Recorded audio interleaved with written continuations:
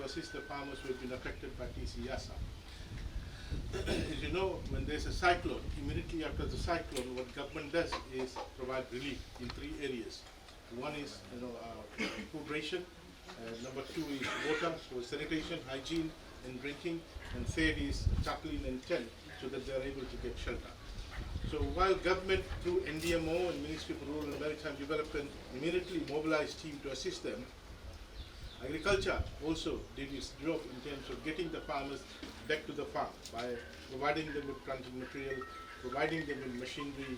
We also deployed a mobile veterinary clinic so that all the injured animals can be looked after, so that we recover them. There was a lot of animals which died. Some farmer lost about 90 cattle, some farmer lost about 100 sheep, some farmer lost about 50 goats. And a lot of farmers lost smaller number of animals, goat, sheep, and cattle, dairy, beef, as well as poultry, unfortunately. And a lot of farmers lost also livestock in TC Ana. TC Ana, when we were trying to get out and recover out of TC Yasa, then TC Ana came. And TC Ana not only affected Levu, but also affected Levu. Some of you got affected as well. So TC Ana was mostly damage was through flooding. The total damage from TC Yasa was 147 million to agriculture only. The total damage done by TC Yasa was 255 million to PG. But to agriculture, 147 million. We also worked with the donors to mobilize support. We were able to get about close to $1 million to support the farmers with basic agriculture kit for Northern Division, Levu. So then Yan Ana came and did quite a bit of damage, both there and here and Rikiriki, etc. And we are quite hopeful that we will be able to gather a momentum towards getting agriculture. Over the last 2 years, you must have seen me on TV, heard me over radio, that we want to expand agriculture. And I said it then, that agriculture is very important and critical for our country. And you have seen that once we had COVID-19, you saw that the entire tourism sector was shut down. More than 60% of the economy was totally shut down, and then the other sector linked to the tourism was also shut down. But there was one sector which continued to grow, and in fact grew at a faster rate, as agriculture. That happened because during COVID-19, a lot of people lost their job. Some went to village, some went to Koro, some went to rural areas, some went to maritime areas.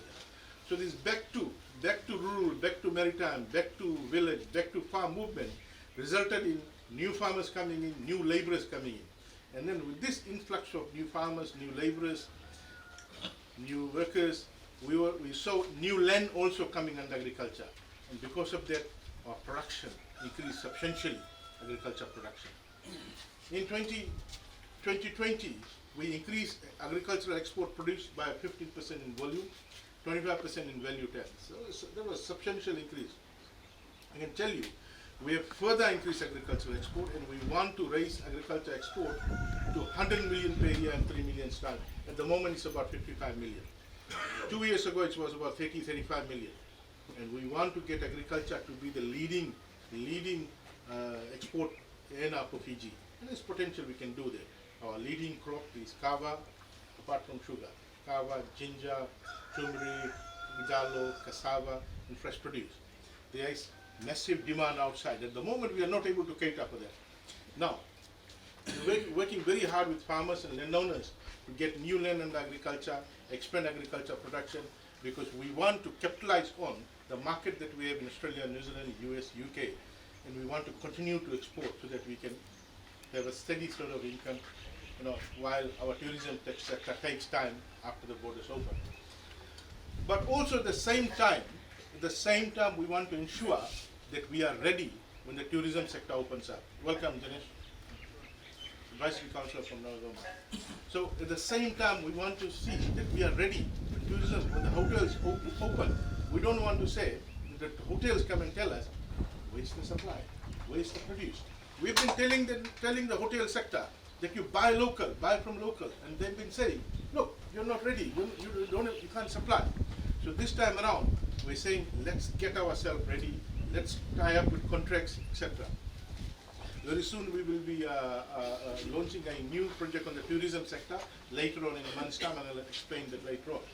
But in the meantime, I'm saying that what we're doing now is to get ready. When the borders open, when the hotels open, you don't have to look for market. And we don't have to shift our produce from that we're exporting to the tourism. We want to maintain our export sector, we want to grow our export sector, and at the same time, we want to supply to tourism, so that we don't import from outside. Now for that, we are establishing a number of nurseries throughout Fiji. Just yesterday, we did a groundbreaking. I was here in West. Our PS did a groundbreaking ceremony for a state-of-the-art nursery, greenhouse, to be constructed in Asori. Another one will be constructed from a grant from Canadian government, 200,000 Canadian dollars at Cornivia. We want to establish nursery in Singatoka. We're expanding our nursery in Singatoka, expanding our nursery in Lenga, so that we can provide you seedling at no cost to you. The moment we're providing you with planting material, at no cost to you. No cost to you. We're providing free planting material. The only thing is that you have to return it to us in 3 years' time. So now you need it, you take it, you plant it. When you harvest, then you return it to us, but return it to us in 3 years' time. So ladies and gentlemen, this is the time when you need to engage yourself in agriculture and take advantage of how agriculture is growing. The moment prices is high, this is seller's market. This is your market. Buyers are complaining. Those working in the urban sector, they are complaining that when they go to the market, the vegetable prices are high. These times change. Sometimes it is buyer's market, sometimes it is seller's market. This is seller's market. This is your time now. This is your time now. And I'm saying, when people complain, when consumers complain that cabbage is now sold at $2, $3 bundle, I said, look, we will not intervene. Let the market solve. Let the market. What we should do is to encourage more production. When we push in more production, prices will stabilize, prices will come down. Today I have good news for you. Today I've got a good news for you. While we'll continue to give you planting material, you want it, you tell us what you want, we'll give you some of the planting material. For example, wet planting material like cuttings, suckers. These are, we don't hold, we don't carry because you'll go bad. So when you order, then we buy and supply. But the dry seeds we carry, and today we'll give you some seeds. We'll brought seeds for you. So we will give you whatever you want. And then in about 2 months' time, we're getting a major shipment of seeds from India. Now okra, cabbage, baigan, tomato, broccoli, guar. All these seeds will be available, and we will give it to you. And no, we don't want to see your title. We don't want your photo like it used to be before. Because we don't want to create any bureaucracy. We don't want to create any delays. No, we don't. As long as you have land, I don't care whose land you plant. That's not my problem.